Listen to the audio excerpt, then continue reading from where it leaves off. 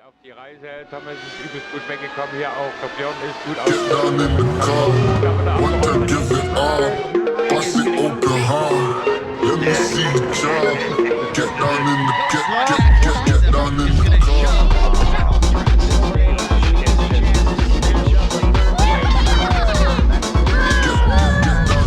Silvernagle came in, and Nice is now in the car.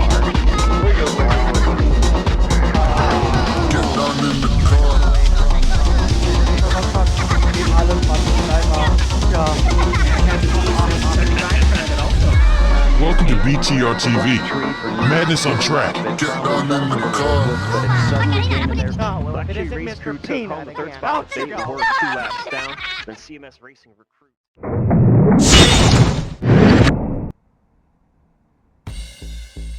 Hallo liebe Simracing und Rennsportfans und ein ganz besonders herzliches Willkommen heute hier zur Saisoneröffnung der Sunday Grand Prix Series in Long Beach. Ein Kurs, der es in sich hat, und wir haben heute auch eine ganze Menge von unseren Jungs wieder mit am Start. Tommy ist heute leider nicht dabei, dafür haben wir einen Björn mit dabei, wir haben unseren Adam dabei, wir haben den Ben dabei und den Byron. Da schauen wir mal, was die hier auf dem Kurs alle so leisten können. Wünsche ich euch allen mal ganz viel Spaß. Ja, liebe Zuschauer, heute also Saisoneröffnung. Den kompletten Rennkalender haben wir oben mal eingeblendet, für alle, die es interessiert. Cam Porter bei dir. Martin Reisman, der hat in vielen Videos von uns schon die Hauptrolle gespielt, aber negativ Sinne. Mit Cam habe ich auch schon meine Momente gehabt, du. Charlie Nettemper, den musst du in Acht nehmen. Mhm. Das ist einer, der räumt gerne auf und fährt wie ein Irrer. Der hat, warte mal, 500er Rating. Aber Leverne Cooper 400er Rating. Scheiße.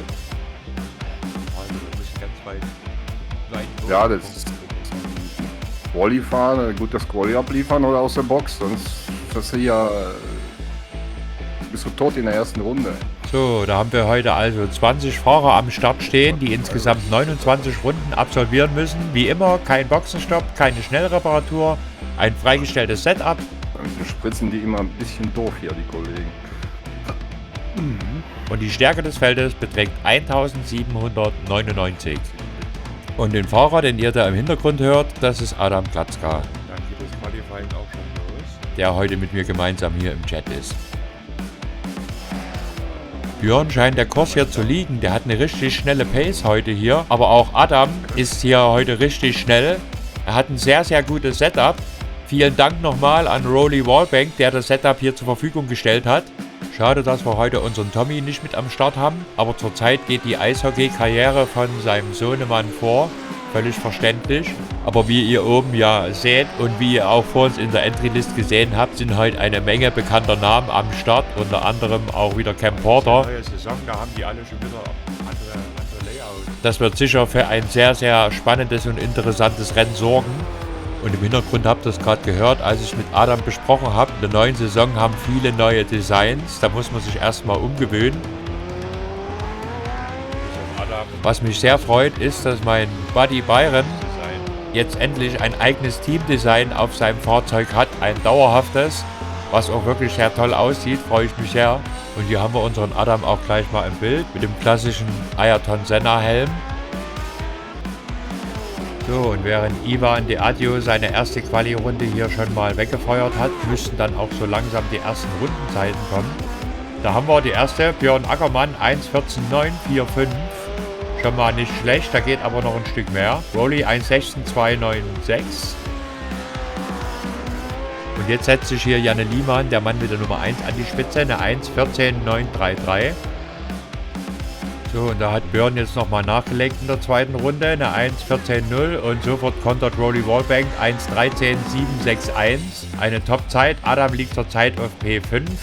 Und da ist auch Janne Liemann über den Zielstrich gegangen mit einer 1:13.382.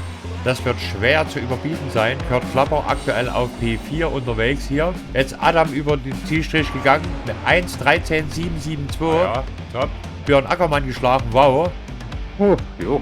Super gemacht hier. Auf P5 haben wir dann Kurt Klapper und P6 Cam Porter. Noch, aber der fährt noch, ne? Nee. Der ist durch. Naja, schauen wir mal. War noch keine Überlebensgarantie. Ja, erstmal ins Rennen reinkommen und die Anfangsphase überstehen, würde ich sagen. Ja, die ersten 2 Kurven, dann ist das schon wieder alles. Andrew S. Thomas ist relativ spät rausgefahren, ist hier noch unterwegs in seiner ersten Quali-Runde. Byron hat keine Quali gefahren. Ben auf P12 und Byron hat keine Quali gefahren und startet von ganz hinten.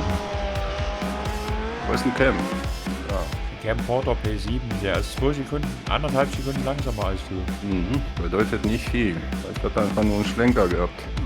Ja, ich habe mal so durchgeschalten, die hatten alle ihre Rutscher. Die waren alle am Anschlag. Und die mit dem ganz niedrigen Rating, die starten aus der Box wahrscheinlich. Oder von hinten. Die haben keine 30 Grad Strecke, das ist eigentlich für Long Beach normal. Ne? Ja. Ah, Rolly Wallbank. Von dem habe ich das Setup. Sehr lustiger Typ. Wo ist er denn? Der ist ja gar nicht im Split, der schreibt noch. Der hat mir auch schon geschrieben. Gut, Klepper schreibt auch. Scheiße aber. Ach, Rolly, der ist Zweiter, mein Gott. Ja. Ja, guck mal, von dem habe ich das Setup, ne? Guck dir die Zeiten an. Irre. Das funktioniert, aber ich habe keine Ahnung, ob das über die Distanz geht, weißt du? Ihr kommt sowieso immer so, ja, nach spätestens 2/3 vom Rennen, kriegen die Reifen so einen kleinen Einbruch. Die erholen sich dann wieder ein bisschen, aber Stimmt, ja. Ich beobachte ja jedes Rennen immer von außen. Mhm. Und da siehst du oft, dass bei vielen, so nach 2/3 gibt es da so eine Phase, wo die erstmal am Schlingern sind und sich dann wieder erholen. Mhm. Ja, weil wir die Reifen, dann wir überfahren die Reifen und dann müssen wir wieder ein bisschen langsamer. Kommen wieder in Temperaturfenster, dann geht's wieder. Ja, ich kenne das. Also. Oder wenn du einen Dreher hast und dann willst du schnell möglichst dich wieder rumdrehen und du machst die Reifen immer noch heißer in der Hektik. Ja. Genau. Das ging früher, aber mittlerweile, die verzeihen ja gar nichts mehr. Nee, das ist halt eine Simulation, ne? Kein Arkadisch. So, in der Spitzkehre den Körb weglassen, das muss ich mir merken. Auf jeden Fall alles Gute. Möge die Macht mit dir sein. Oh ja, danke. Und da ist das Gridding auch schon in vollem Gange und die Jungs stellen sich hier auf. Byron steht ganz hinten im Grid und hier vorne Rolly Wallbank mit der Startnummer 4 im ungewohnten Design. Ben hat sich auch schon eingereiht, Cam Porter steht da. Ihre Gefühle im Griff haben hier und nicht gleich übertreiben am Anfang. Ganz hier vorne Adam und Björn fehlen noch im Grid. Und sobald sich die Jungs hier aufgestellt haben, müsste dann auch zügig die Ampel erscheinen. Ich nehme einen Klick mehr Sprit mit. Irgendwie habe ich ein komisches Gefühl mit dem Sprit. So, wollen wir mal. Die letzten stellen sich jetzt hier auf. Björn und Kurt Klapper fehlen noch. Kurt Klapper steht direkt drin. Kurt ist gekommen und jetzt kommt auch Björn. Wo ist Björn? 10, 9, 8, 7, 6, 5, 4, 3, 2, 1. Grüne Flagge und die wilde Jagd beginnt. Björn hat mal wieder einen seiner Blitzstarts, bleibt hier aber hinterm Rolly hängen, hat aber wahrscheinlich Adam schon gecasht. Direkt hinten dran haben wir Miguel Morland und Cam Porter, sowie Kurt Klapper. Vorne Janne Liemann. Adam ist ja auch top aus den Startlöchern gekommen, dahinter Kurt Klapper und Miguel Morland. Die Jungs fädeln sich jetzt hier erst einmal alle ein. Hinterm Kurt haben wir dann Cam Porter. Zu zweit nebeneinander geht es hier um den Brunnen rum, aber die Jungs scheinen sich hier genug Luft zu lassen.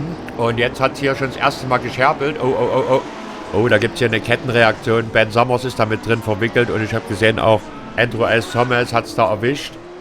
Hier kullern die Räder über die Strecke, da müssen wir gleich mal schauen, was hier passiert ist. Unten im Replay schön zu sehen, das ganze Kuddelmuddel wird hier ausgelöst von Kurt Klapper, der sein Auto verliert. Andrew S. Thomas kann da nicht mehr ausweichen und dann gibt es eine Kettenreaktion dahinter, in der dann auch Ivan Deaggio und Ben Summers mit verwickelt sind.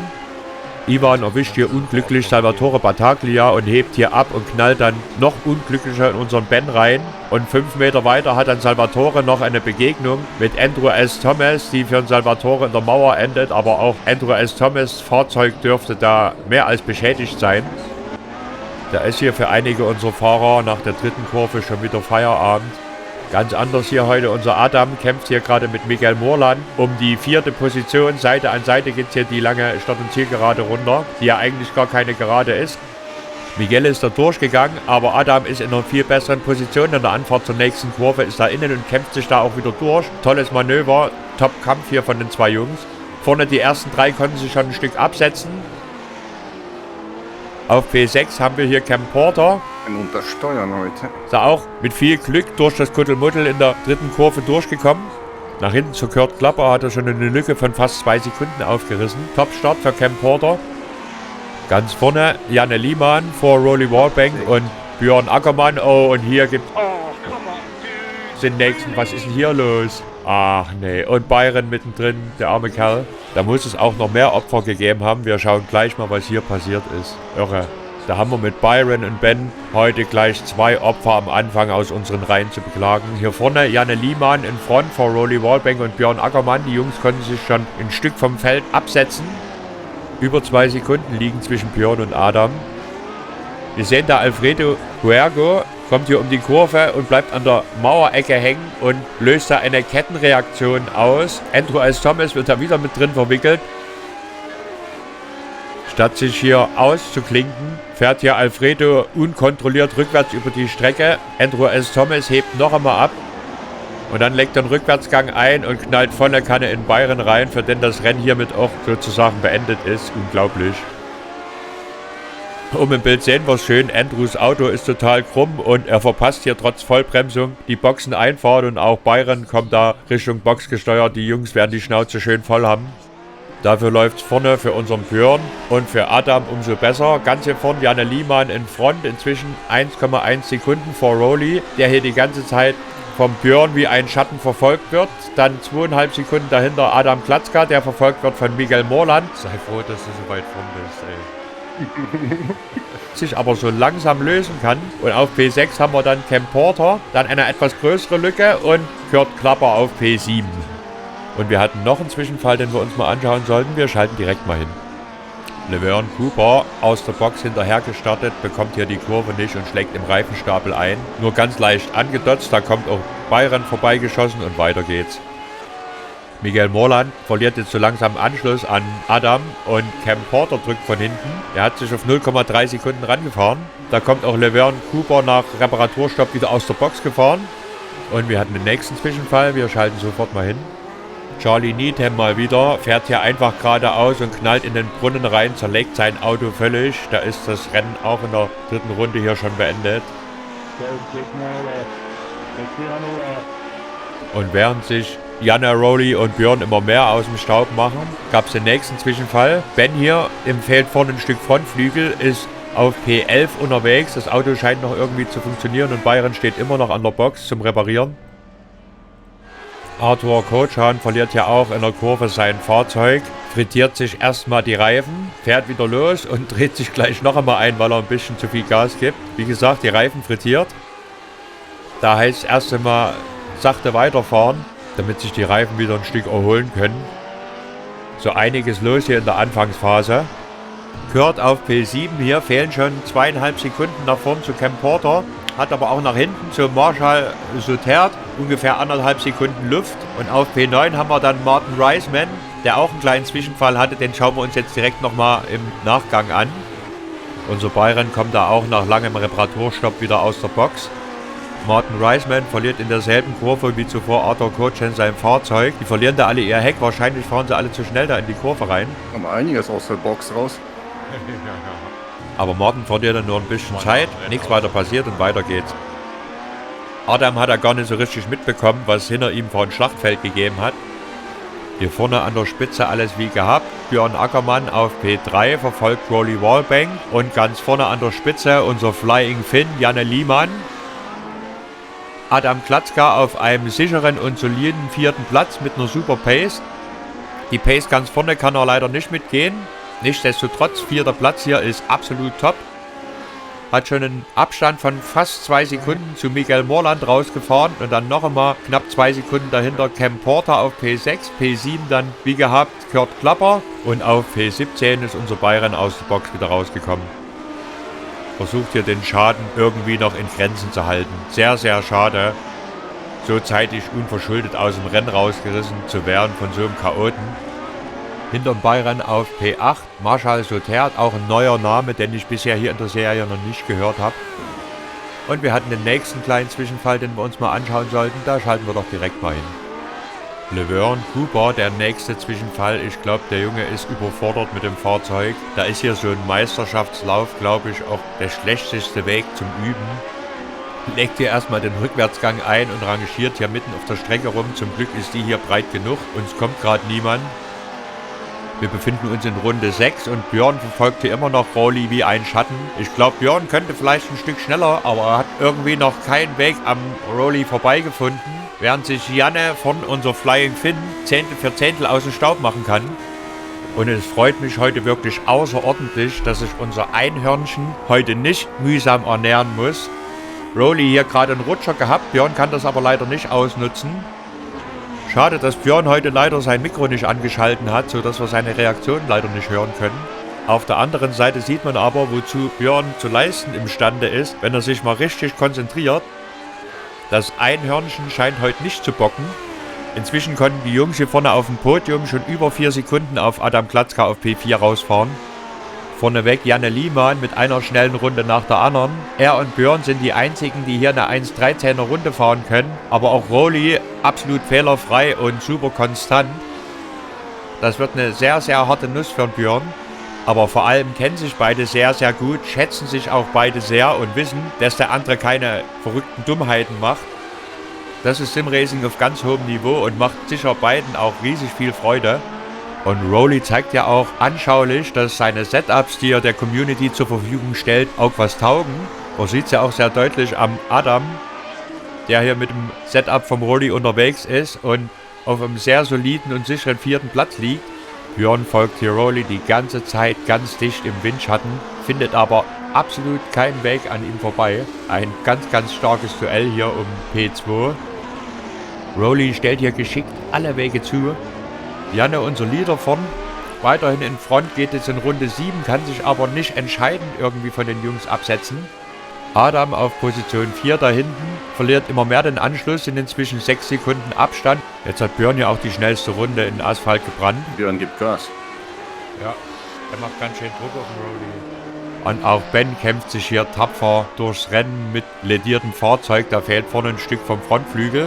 Hinter ihm Andreas Mikkelsen, der aus der Box nachgestartet ist. Kurt auf P7 hier, kann seinen Abstand zu Cam Porter stabil halten. Nach hinten 3,5 Sekunden Luft hier zu P8 Marshall Sauterre. P9 haben wir dann Martin Reisman. Und hat den nächsten Zwischenfall gegeben, den wir uns unbedingt mal anschauen sollten. Da schalten wir direkt mal hin. Oh, hier sehen wir Arthur Kochan, der scheint heute ein bisschen von der Rolle zu sein. Sticht hier in eine Lücke in die Kurve rein, die nicht vorhanden ist und zerstört hier David Kepwells Rennen. Das Rad abgebrochen, das Fahrzeug ist völlig krumm, da ist Feierabend. Und Arthur kann hier sogar sein Rennen noch fortsetzen. Unglaublich, da sind heute einige beim Saisonauftakt etwas übermotiviert. Da scheinen mit einigen die Pferde hier durchzugehen. Ganz anders unser Björn heute, exzellent aufgelegt. Kämpft hier die ganze Zeit mit Rolly Warbank um P2 und wir haben heute bis auf ein paar kleine Quersteher absolut keine Fehler von ihm gesehen und das auf so einem extrem schwierigen und hochkomplizierten Kurs. Da sieht man mal, wozu Björn eigentlich zu leisten imstande ist. Sein großes Problem ist seine Psyche, seine Selbstzweifel. Er bräuchte viel mehr Selbstvertrauen, vielleicht einen Rennpsychologen. Das wäre meine Empfehlung. Das ist auch ohne Gietz, sieht man ja heute hier eindrucksvoll. Ein ganz, ganz starkes Duell von den Jungs hier vorne. Da sieht man auch mal, dass man fair und sauber Simracing auf hohem Niveau betreiben kann. Die Jungs hier vorne befinden sich in Runde 9 von 29, aber da haben wir jetzt schon ungefähr ein Drittel hinter uns gebracht. Bei der ganzen Action in der Anfangsphase ist die Zeit hier schnell vergangen heute. Hier vorne an der Spitze tobt weiterhin der Kampf um P2. Hör das, ja. Adam auf P4 hat ein mega solides, aber sehr, sehr einsames Rennen. Deswegen ist er heute auch nicht ganz so oft bei uns im Bild zu sehen. Was ja nicht unbedingt was Schlechtes heißen soll. Jetzt haben wir ihn hier mal im Bild. Hinter ihm Miguel Morland, Cam Porter und Kurt Klapper. Alle mit einem recht deutlichen Abstand hier. Da passiert aktuell nicht viel. Marshall Sauterre liegt ungefähr 3,9 Sekunden hinter Kurt Klapper. Kurt heute auch bis auf den Anfangsrutscher ein sehr solides und sauberes Rennen. Verfolgt hier die ganze Zeit Cam Porter, kann sich aber nicht wirklich daran arbeiten.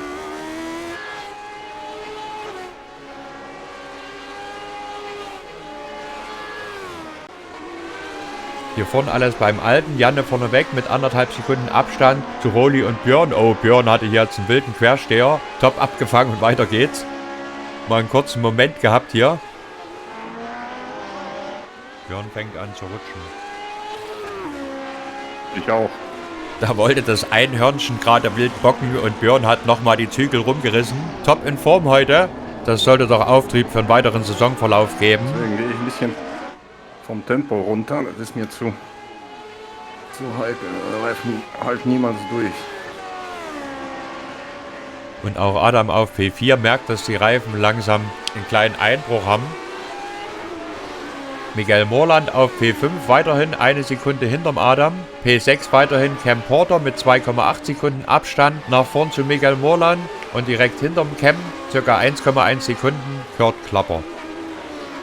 Und nachdem es in diesem turbulenten Rennen in den letzten Runden mal etwas ruhiger zugegangen ist, gab es jetzt wieder einen nächsten Zwischenfall, den wir uns unbedingt mal anschauen sollten. Da schalten wir doch direkt mal hin. Unser Byron heute hier beim Saisonauftakt, der komplette Gegenentwurf zum Björn. Da ist einfach der Wurm drin. Unverschuldet gleich am Anfang aus dem Rennen gerissen. Schmeißt er das Auto hier jetzt selbstständig weg. Zum Glück nichts weiter passiert, hat ja auch schon so viel Rückstand, dass das nicht mehr weiter ins Gewicht fällt. Aber ein Abziehbild des ganzen Rennens. Hier vorne der Kampf um P2 tobt Runde für Runde, aber Janne Liemann auf P1 kann sich trotzdem nicht entscheidend absetzen und rutscht da hier auch ein bisschen durch die Kurve, hat gerade in der letzten Kurve eine halbe Sekunde verloren. Da merkt man, dass auch unser Leader ein bisschen mit den Reifen zu kämpfen hat. Und in der Zwischenzeit hatten wir den nächsten Zwischenfall, den wir unbedingt mal nachreichen sollten. Wir schalten doch direkt mal hin. Laverne Cooper, der nächste Zwischenfall. Jetzt verschrottet er sein Fahrzeug endgültig. Damit dürfte jetzt für Laverne auch Feierabend sein. Da hat die liebe Seele endlich Ruhe. Wie man so schön bei uns sagt, da rollt auch das Rad über die Strecke, lockt sich aber hier vernünftigerweise aus. Ich denke mal, Laverne mit seinem extrem niedrigen Rating ist ja auch in das Rennen irgendwie reingestolpert, ohne zu wissen, dass er sich hier in einem Meisterschaftslauf befindet. Vielleicht sollte da einer von den Community-Fahrern am Start mal im Chat hier dem Feld bekannt geben, dass es sich hier um einen Meisterschaftslauf handelt und dass sich die Fahrer dann auch dementsprechend verhalten sollten. Den Startcrash von unserem Ben kann man ja noch als Verkettung unglücklicher Umstände abtun, aber was Byron eine Runde später passiert ist, das geht ja auf keine Kuhhaut. Und so in eine Saison zu starten, das ist schon extrem frustrierend. Wir haben mal Ivan Adio, Ador Kochan, Ben Sommers und Andreas Mikkelsen im Bild, die Plätze 9, 10, 11 und 12. Andreas, der letzte in der Führungsrunde, ein unauffälliges, aber sehr, sehr sauberes Rennen im Rahmen seiner Möglichkeiten. Und hier vorne das Duell geht jetzt in die nächste Runde. Roli macht da aber auch absolut keine Fehler und ist in den entscheidenden Passagen immer ein Stück vorn.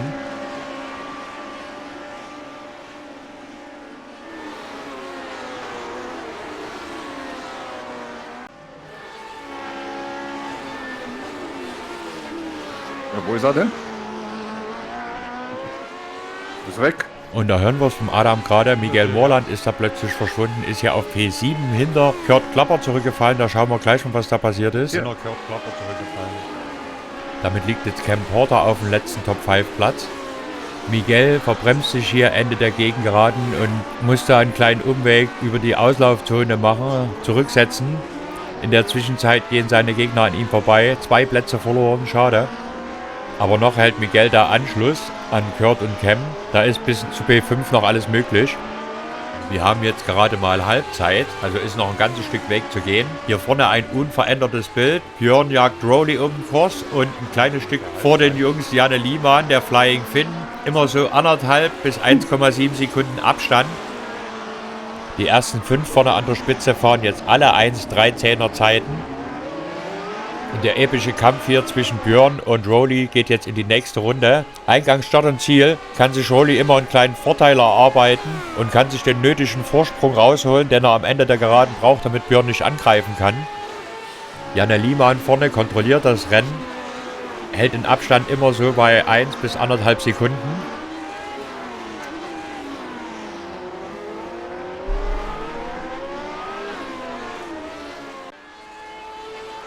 Adam auf P4 hat inzwischen fast 10 Sekunden Rückstand zum Top-Trio, aber auch genug Luft nach hinten hier zu Cam Porter und Kurt Klapper, das sind über 5 Sekunden.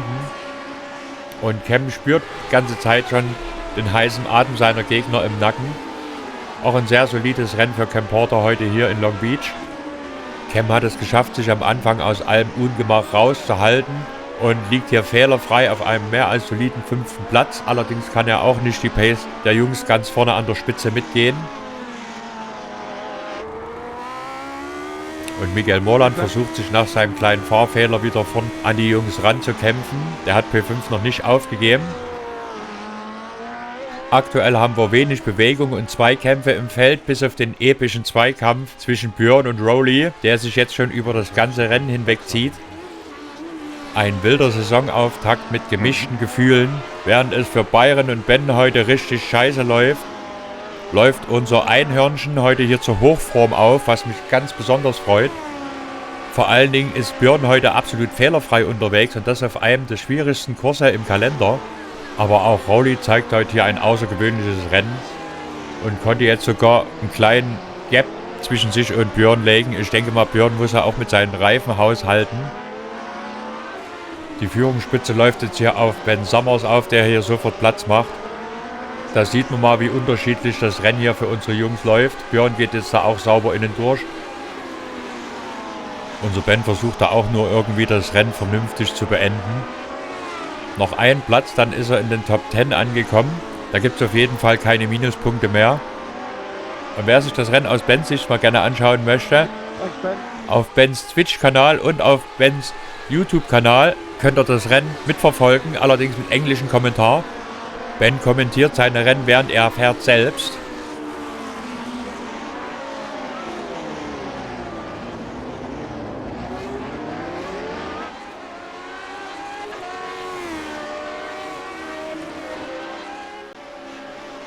Und Miguel Morland auf P7 hat jetzt seinen Rückstand zu Kurt Klapper zugefahren, setzt jetzt hier einen Angriff. Kurt ist da überrascht und zuckt zum Glück nach außen, nichts passiert. Aber Miguel ist da konsequent durchgegangen und befindet sich somit jetzt auf P6. Und Kurt ist da sofort ein Stück zurückgefallen. Der war hier sicher auch ganz schön erschrocken, dass da Miguel Morland so kompromisslos reinsticht. Und das verschafft jetzt wiederum Cam Porter ein bisschen Luft im Kampf um den 5. Platz. Ungefähr 1,5 Sekunden zwischen ihm und Miguel. Wir haben jetzt ungefähr 2/3 des Rennens geschafft und hier vorne Business as usual. Rowley und Björn im Kampf um P2 mit knappem Abstand vorneweg Janne Liemann.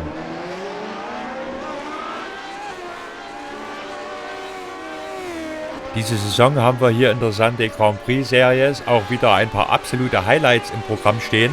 Da wäre zum Beispiel die Nürburgring Nordschleife, das 3. Rennen der Saison. Beim letzten Nürburgring Nordschleife Rennen hatten wir 3 Splits, die alle wohl gefüllt waren. Dann haben wir die klassische Strecke von Le Mans mit im Programm stehen, die gerade für mich immer absolut cool ist, weil man sich da auf den langen Geraden mit den ganzen Fahrern unterhalten kann. Dann haben wir diese Saison auch Laguna Seca im Kalender stehen. Die alten Formel 1 Autos in der Corkscrew, da bin ich mal gespannt drauf. Das nächste Rennen findet in Brasilien statt. Autodromo José Carlos Pache in Interlagos. Ich denke mal, unseren Tommy werden wir diese Saison nur bei dem einen oder anderen Gaststart sehen. Oh, und bei Cam Porter geben jetzt auch die Reifen die ersten Warnsignale. Kleiner Rutscher, Ausgang der Kurve und sofort konnte sich Miguel Morland da wieder richtig nah ranfahren. Das wird hier jetzt auch nochmal einen schönen Zweikampf um den letzten Top-5-Platz geben. Leider ist der Kurt Klapper viel zu weit weg. Der ist inzwischen 2,5 Sekunden hinter dem Duo zurückgefallen. Hier vorne an der Spitze alles unverändert. Die Jungs gehen jetzt in die 20. von 29 Runden. Weiterhin führt Janne Liemann circa 1,5 Sekunden vor Rowley Wallbank und Björn Ackermann. Und das Spitzentrio hier vorne wechselt sich in jeder Runde mit den schnellsten Rundenzeiten ab. Mal ist es Janne, mal ist es Rowley, mal ist es Björn. Aktuell Janne Liemann mit der schnellsten Runde. Und während Björn und Rowley hinten um die Position kämpfen, kann Janne die ganze Zeit einen Sicherheitsabstand zwischen sich und die Jungs halten. Die Spitze läuft jetzt auf die nächsten Überrundeten auf. Vor den Jungs Arthur Kochan und Ivan Adjo. Die Plätze 10 und 9.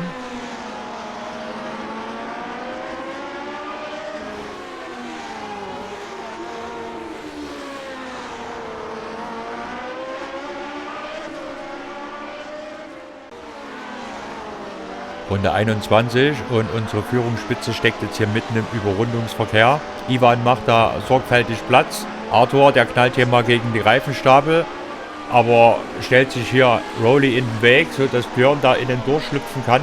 Unglaublich, was ist denn heute mit dem Arthur los? Und Björn hier, absoluter Fairplayer, lässt hier Rolly wieder durch. Wow, eine absolut faire Geste hier von Björn. Unglaublich, und Arthur Kochan ist da auch plötzlich verschwunden. Der hat sein Auto direkt verschrottet, das schauen wir uns direkt gleich mal an. Und unten im Replay schön zu sehen, Arthur verbremst sich da, geht geradeaus und schlägt in die Reifenstapel ein. Jetzt ist das Rennen endgültig zu Ende, ein Glück für die anderen. Es wundert mich, dass der Björn im Chat so still geblieben ist. So geht der epische Zweikampf in die nächste Runde. Vor den Jungs Ivan Adjo auf P9. Und durch den Ausfall von Arthur Kochan müsste jetzt Ben Summers in den Top 10 angekommen sein. Cam Porter konnte sich wieder ein kleines bisschen freifahren von Miguel Morland, der jetzt Besuch von Kurt Klapper bekommt. Und hinter der Gruppe klafft dann eine Riesenlücke von 10 Sekunden zu Martin Reisman auf P8.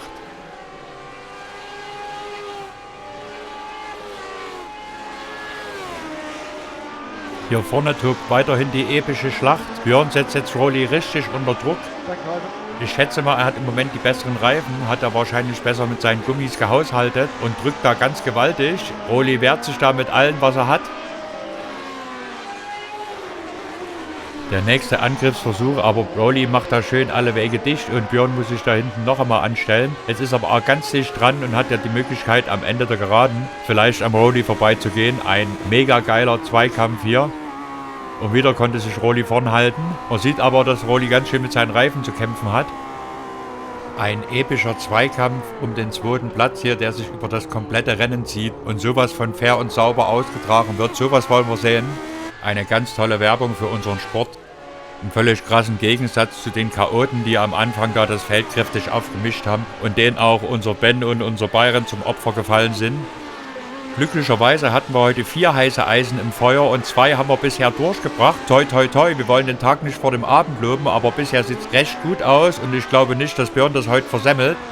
Janne Liemann konnte seinen Vorsprung inzwischen entscheidend ausbauen, hat jetzt inzwischen 3,5 Sekunden Vorsprung auf Rolly und Björn. Vielleicht hätte Björn heute sogar hier vorne um den Sieg mitkämpfen können, wäre er am Start am Rolly vorbeigekommen. Aber er kennt den alten Spruch, 5 Euro ins Phrasenschwein. Hätte, täte, wenn und aber gibt es leider im Motorsport nicht. Byron kämpft sich da auch tapfer durchs Rennen. Genauso wie unser Adam hier auf P4. Ein blitzsauberes Rennen. Überrundet auch gleich Ben. Freut mich auch sehr für Adam, dass er heute mal wieder so ein richtig starkes Rennen hat. Wie gesagt, leider kann Adam nicht die komplette Saison fahren. Oh, hat jetzt hier auch den ein oder anderen Rutscher. Hier an Ben fehlt ein Stück Flügel. 5,5 Runden müssen die Jungs noch durchstehen, dann haben sie es geschafft. Kemi auf P5 konnte sich jetzt wieder ein Stück von Miguel freifahren. Hier hinten sind die Abstände jetzt relativ klar. Cam Porter P5, Miguel Morland P6 und Kurt Klapper P7. Zwischen den Jungs liegen jeweils ungefähr eine Sekunde. Hinter den Jungs auf P11 Andreas Mikkelsen, auch schon einer der Überrundeten. Hat jetzt zwar nicht die Pace, um vorne mitzufahren, zeigt hier aber, dass man auch vernünftig in so einem Rennen mitfahren kann. Hält sich hier aus allem Ungemach raus und zeigt auch die nötige Umsicht, wenn es darum geht, schnellere Fahrer vorbeizulassen. Und am Ende zahlt sich das für Andreas ja auch mit dem für ihn relativ soliden Ergebnis aus. Björn konnte jetzt Rolly Wallbank zwingen und an ihm vorbeigehen. Leider haben wir das Überholmanöver nicht im Bild gehabt. Das werden wir aber dann am Ende unserer Sendung in den Highlights mit Sicherheit einblenden. Unser Byron im Hintergrund hatte da auch einen Zwischenfall, den wir uns jetzt rückblickend nochmal anschauen sollten. Wir schalten direkt mal hin. Unser Byron, ein verkorkstes Rennen, wird nach den Zwischenfällen heute auch nicht mehr so die Motivation haben. Verliert hier erneut sein Fahrzeug. Zum Glück ist da genügend Auslaufzone, schlägt nirgends ein, wartet aber erstmal ab, bis die Gegner vorbeigehen und fährt dann weiter. Ich denke mal, Byron wird auch recht froh sein, wenn dann die schwarz-weiß karierte Flagge fällt. Hat sich den Saisonstart auch anders vorgestellt. Ganz anders hier vorne Janne Liemann, geht jetzt in die 25. von 29 Runden und hat fast 4 Sekunden Vorsprung auf unseren Björn. Mit einem kleinen Sicherheitsabstand dahinter Rolly Wallbank, der jetzt nicht ganz die Pace vom Björn mitgehen kann. Björn, 12,7 haut er raus. 1,12,7, ja. Irre. Ja, jetzt kann er frei fahren. Und Björn hat jetzt hier letzte Runde eine sensationelle Zeit in den Asphalt genagelt. Eine 1,12,712. Der erste, der hier im Feld eine 1,12er Zeit gefahren ist. Allerdings ist der Abstand nach vorne schon ziemlich groß und Janne Liemann fährt ja hier auch keine Nasenbohrer-Rundenzeiten. Da wird wohl Björn am Ende die Zeit ausgehen. Adam kämpft sich hier solide durchs Rennen und wird hier wahrscheinlich den Saisonauftakt mit einem super Ergebnis beenden. Und hinter ihm Ben, ich sag mal Schadensbegrenzung. Kann mich nicht beschweren, ich lebe noch. Cam Porter weiterhin auf P5. Heute auch ein absolut solides Rennen. Habe ich keine Fehler heute von ihm gesehen. Hinter ihm Miguel Morland hatte so den ein oder anderen Rutscher, hat aber heute auch eine ziemlich hohe Pace drauf. Die Jungs konnten sich inzwischen von Kurt Klapper wieder freifahren.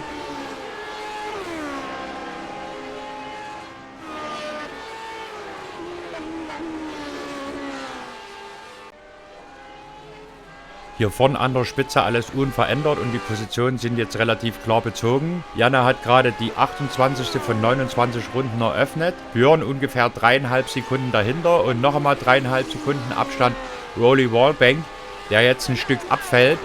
Er konnte Björn in einem heldenhaften Kampf wirklich fast das ganze Rennen hinter sich halten, musste aber irgendwann klein beigeben und wird sich wohl jetzt mit dem 3. Platz zufrieden gegeben haben. Insgesamt sind hier im ganzen Feld die Positionen relativ klar bezogen, bis auf Cam Porter und Miguel Morland, die hier noch recht dicht beisammen sind, wobei Cam hier auch eine halbe Sekunde Sicherheitsabstand zwischen sich und Miguel hat. Weit hat Cammy es nicht mehr. Ein bisschen mehr als 1,5 Runden muss er hier noch überstehen. Janne Liemann, unser Leader, muss sich da keine Sorgen machen. Sein Abstand nach hinten ist groß genug, sodass er seine letzte Runde genießen kann. Er hat sich den Sieg heute hier auch redlich verdient, hat von Anfang an gezeigt, wer hier heute als Erster ins Ziel kommen will und hat sich keinerlei Fehler geleistet, hatte immer ein Sicherheitspolster zwischen sich und seinen Verfolgern und eröffnet jetzt hier auch die letzte Runde, Final Lap, White Flag. Letzte Runde.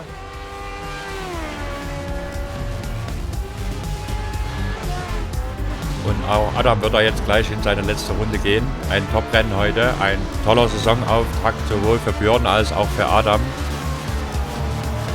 Schauen wir mal, Cammy kommt jetzt hier nochmal in Bedrängnis von Miguel Morland, der ist ganz dicht dran, aber hinten dran sein und vorbeikommen, das sind zwei verschiedene Paar Schuhe.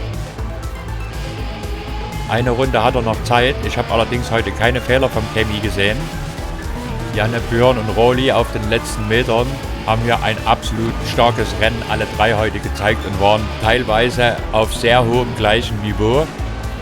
Absolut herausragend natürlich heute im Rennen das epische Duell zwischen Rolly und Björn über beide Strecken des Rennens mit dieser absolut fairen Geste von Björn. Und vorm Adam Bayern schleppt sich da auch auf P12 Richtung Ziel. Er wird auch froh sein, dass jetzt endlich die schwarz-weiß karierte Flagge fällt. Trotz allem eine super Einstellung, das Rennen hier noch vernünftig ins Ziel zu bringen. Die letzte Kurve für Janne Liemann.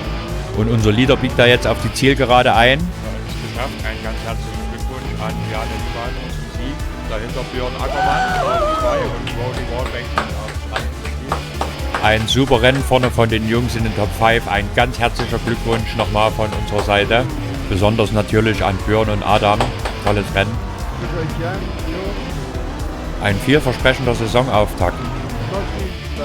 Schade, dass Byrons Premiere im neuen Design so in die Hose gegangen ist. Top-Rennen. Danke. Mega super gemacht. Expedition Adam 84 erfolgreich beendet.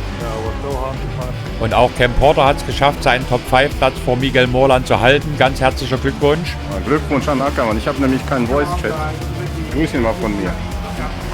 Den kann ich ohne. Ich bin ja. Wenn ich drücke hier, die hören mich schon nicht. Als Ich habe mit dem Mikro habe ich Probleme seit neuestem im Voice-Chat hier. Funktioniert nicht. Als Zuschauer kann ich doch nicht hier die Leute ansprechen. Achso, das sowieso nicht, ja.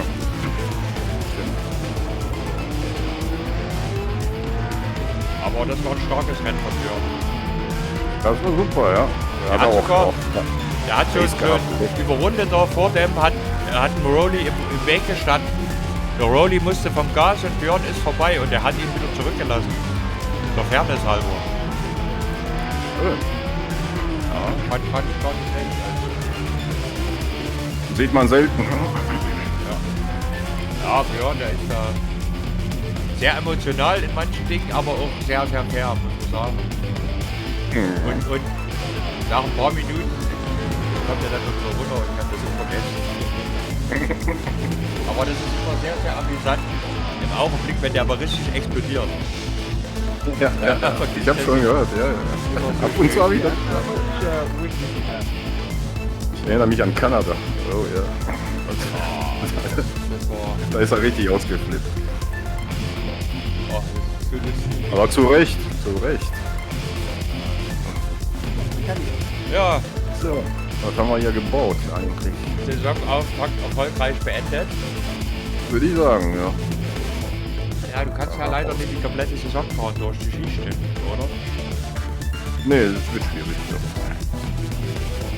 Das funktioniert. Aber ein sehr, sehr schöner Auftakt. Ja, schön, das funktioniert. Dann beende ich mal hier meine Aufnahme. Vielen Dank, liebe Zuschauer, dass ihr dabei wart. Ja, also dann bis zum nächsten Mal. Bye, bye.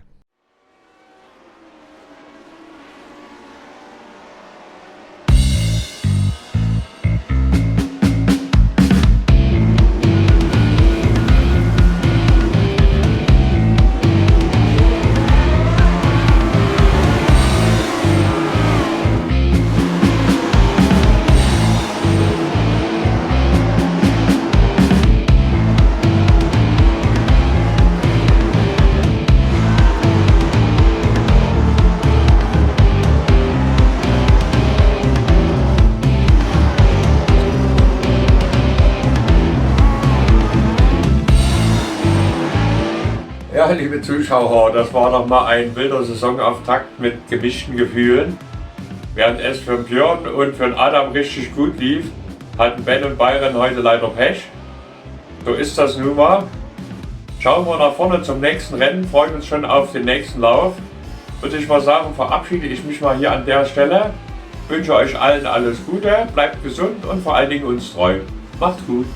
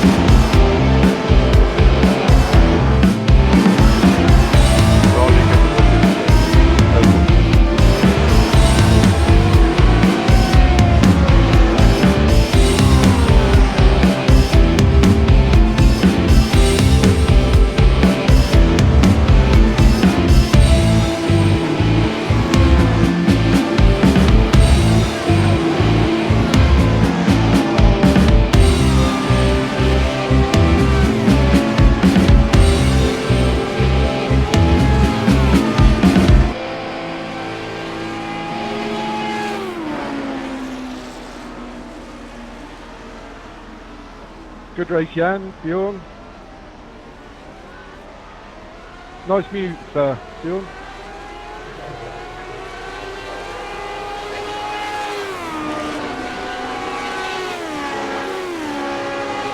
Well, it was so hard to pass here.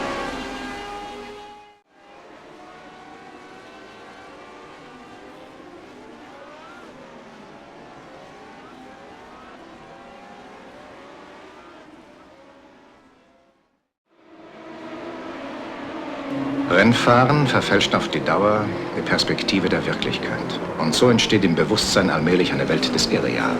Die Fakten des Lebens bekommen eine ganz andere Bedeutung. Gefühl, Vernunft, alle menschlichen Probleme nehmen dann andere Dimensionen an, so wie es bei Rauschgiftsüchtigen der Fall ist. Von diesem Moment an hat das Leben nur noch den einen Sinn, Rennen zu fahren. Auch wenn man weiß, dass man früher oder später sterben muss. Weil dann ein Widerstand nicht mehr möglich ist. Gegen diesen masochistischen Drang der Selbstzerstörung.